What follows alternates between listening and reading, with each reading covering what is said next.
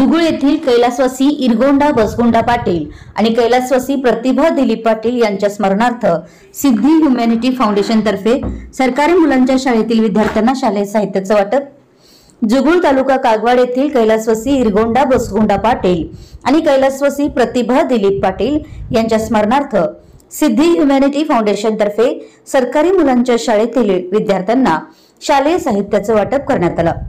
या कार्यक्रमाच्या अध्यक्षस्थानी चिदानंद बसप्रभू कोरे सहकारी साखर कारखान्याचे संचालक, जुगुळ प्राथमिक कृषी पत्तीन सहकारी संघाचे अध्यक्ष अण्णासाहेब पाटील हे होते।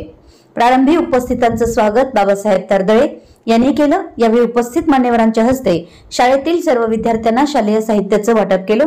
यावेळी अण्णासाहेब पाटील बोलताना म्हणाले की सरकारी शाळेतील विद्यार्थ्यांना योग्य मार्गदर्शन व त्यांना उपयुक्त ठरणारं शालेय साहित्य उपलब्ध करून दिल्यास ग्रामीण भागातील विद्यार्थीही राज्यस्तरीय पातळीवर आपलं नाव बनवू शकतात।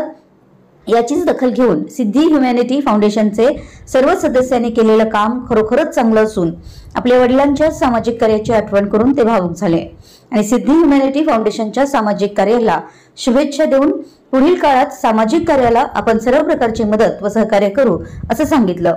यावेळी ग्रामपंचायत अध्यक्ष काका पाटील यांनी मनोगत व्यक्त करून सिद्धी फाउंडेशनच्या कार्याचं कौतुक केलं।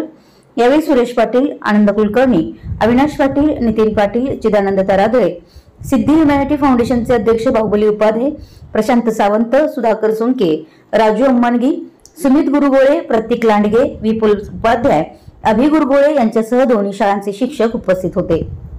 विशाल क्रांती न्यूज साठी जुगुळहून तात्यासाहेब काम।